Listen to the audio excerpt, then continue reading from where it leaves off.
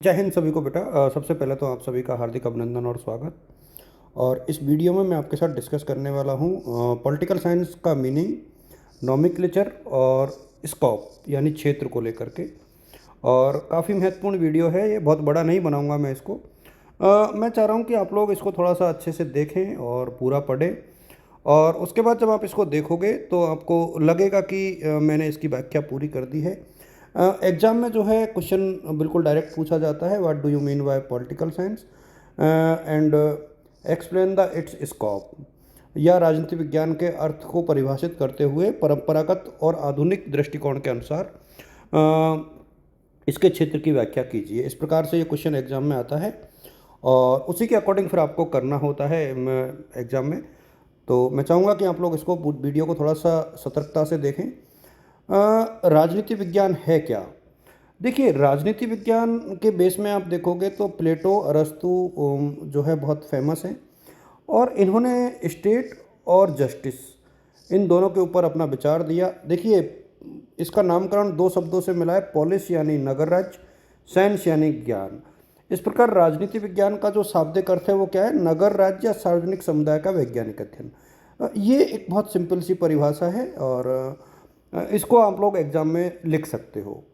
अब बेसिकली आप देखोगे कि देखिए, राज्य और शासन का इसमें अध्ययन होता है, राजनीतिक व्यवहार का अध्ययन होता है, नीति निर्माण की बात होती है, पॉलिसी मेकिंग की, और इंटरनेशनल रिलेशन यानी अंतर्राष्ट्रीय एक प्रकार से जो संबंध होते हैं उनकी बात होती है।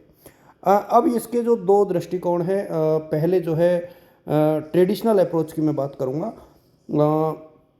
ट्रेडिशनल अप्रोच में आप देखोगे कि राजनीति विज्ञान का जो पारंपरिक दृष्टिकोण है ये बहुत महत्वपूर्ण है, और इसमें जो जितने भी राजनीतिक विज्ञान के विद्वान थे उन्होंने कहा कि उन्होंने प्रकृति, आदर्श राज्य, न्याय और नैतिकता के बारे में जो क्वेश्चंस थे उनको पिक किया था। दार्शनिक आधार की बात करोगे तो प्लेटो और अरस्तु जैसे जो थे उन्होंने पॉलिटिकल साइंस में जो है मॉरलिटी को महत्व दिया, और इसीलिए उन्होंने आदर्श राज्य की परिकल्पना की। ठीक है, और अरस्तु ने जो है शासन प्रणालियों का वर्गीकरण किया। इसी प्रकार से राज्य की जो प्राकृतिकता है, उन्होंने राज्य को एक प्रकार से प्राकृतिक संस्था माना था। ये परंपरागत दृष्टिकोण के आधार पर बात हो रही है, और इसके साथ राजनीति को नैतिकता से इन्होंने जोड़ा था, और उद्देश्य जो है वो सद्जीवन है, गुड लाइफ है। सामाजिक संधि यानी सामाजिक समझौते की बात हॉब्स, लॉक और रूसे जैसे विचारकों ने की थी। देखिए, यानी परंपरागत दृष्टिकोण की विशेषताएं क्या है, आप यहाँ से देखिए। दार्शनिक और नैतिक आधार पर विश्लेषण, आदर्शवादी दृष्टिकोण, गुणात्मक विधि का प्रयोग, इतिहास और साहित्य पर निर्भरता। इनको आप लोग देखिएगा। उसके बाद इस दरमियान जो थिंकर हुए वो कौन कौन से थे? प्लेटो, अरस्तु, मैकियावेली और कौटिल्य। आप इनको इस तरीके से लिखिए, आप इनको थोड़ा सा अच्छे से लिखिए, फ्लो चार्ट के माध्यम से आपके जो मार्क्स हैं वो अच्छे आएंगे। कंटेम्प्ररी जो दृष्टिकोण है वो क्या था? देखिए, ये थोड़ा सा बढ़ करके आया, और इसने परंपरागत दृष्टिकोण से थोड़ा सा डिफर करते हुए एक साइंटिफिक और व्यवहारवादी जो पहुंच थी वो अपनाई, और 20वीं शताब्दी के बाद ये बेसिकली बढ़ा। इन्होंने क्या किया? देखिए, एक तो इन्होंने क्या किया, मानव व्यवहार के अवलोकन के लिए साइंटिफिक स्टडी को महत्व दिया, इसका आप लोग ध्यान रखना।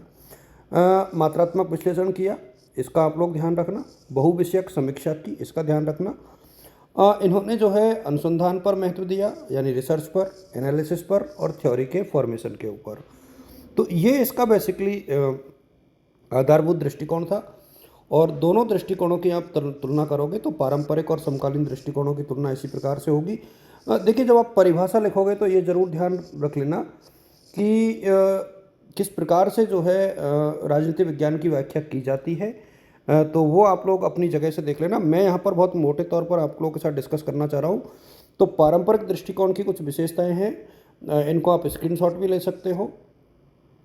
दार्शनिक और नैतिक आधार है, इसके अलावा गुणात्मक विधि का प्रयोग है, इतिहास और साहित्य पर निर्भरता है, राज्य की प्राकृतिकता पर विश्वास है।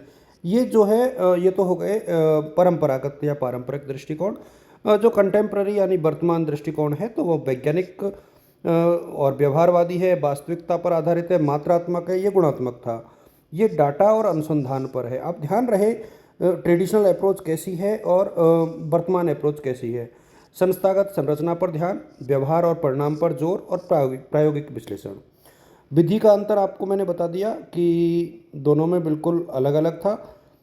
जो परंपरागत दृष्टिकोण था वो दार्शनिक विश्लेषण पर आधारित था। जो वर्तमान है वो एक्सपेरिमेंट और सांख्यिकीय विधियों के ऊपर है। उद्देश्य की बात करें तो ये नैतिकता की बात करते थे और ये जो है राजनीतिक प्रक्रियाओं को समझने की बात करते थे। विषय क्षेत्र की बात की जाए तो राज्य और शासन तक सीमित था, जबकि जो आधुनिक दृष्टिकोण है, समकालीन दृष्टिकोण है, ये जो है राजनीतिक व्यवहार, सामाजिक आंदोलन और इन सबको शामिल करता है।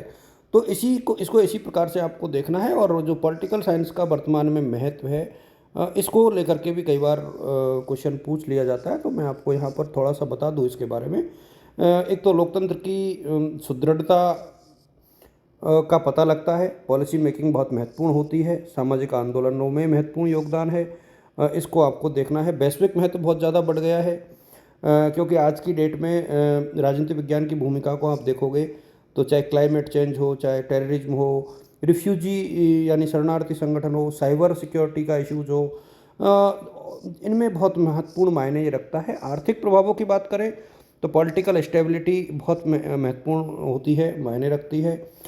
इसके बाद हम बात करें कि जो सिटीजन है उनके एम्पावरमेंट के लिए राजनीति विज्ञान का बहुत महत्व है, क्योंकि इसके माध्यम से नागरिकों को राइट्स मिलते हैं,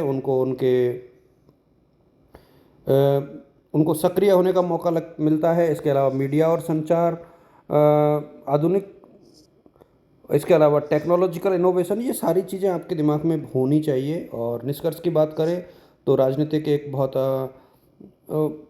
विज्ञान एक गतिशील और विकसित होता हुआ अनुशासन है। देखिए, मैंने यहाँ पर प्रकृति की बात नहीं की है, नेचर की बात नहीं की है। नेचर आप लोग देख लेना इसकी कि राजनीति विज्ञान कला है या विज्ञान, ये आप कहीं दूसरी जगह से देख लेना, इसका उल्लेख मैंने यहाँ पे नहीं किया है। परिभाषाओं को भी मैंने नहीं बताया है, परिभाषा आपके पास ढेर सारी है, तो वो भी आप लोग कहीं से भी देख सकते हो। मैंने उन टॉपिक्स को पिक किया है जो आपके लिए ज़्यादा ज़रूरी है। देखिए, वर्तमान में मध्यम भविष्य में ये इन चीज़ों को थोड़ा सा देखना कि किस तरीके से जो है राजनीति विज्ञान का उदय हुआ है, सोशल मीडिया का प्रभाव बढ़ा है, जलवायु परिवर्तन, सोशल जस्टिस की बात हो रही है, निकट भविष्य में एआई का यूज़ आ रहा है, दूरस्थ भविष्य में देखें तो डिजिटल लोकतंत्र की बात हो रही है, मल्टी डिसिप्लिनरी है, टेक्नोलॉजिकल इंटीग्रेशन है, वैश्विक समन्वय है। इनको आप लोग देखना और मुझे लगता है कि थोड़ा सा आपको अच्छे से देखना चाहिए इसको, ये बहुत महत्वपूर्ण टॉपिक है। राजनीति विज्ञान को अब यहाँ पर ये मानेंगे कि सिर्फ शासन का अध्ययन नहीं, बल्कि मानव स्वतंत्रता, समानता और सामाजिक न्याय की खोज का एक साधन है। तो this is the important one. I think आपके समझ में आ गया होगा। मेरी तरफ से सभी को शुभकामनाएं रहेंगी। Wishing you all the best, good luck, thank you so much.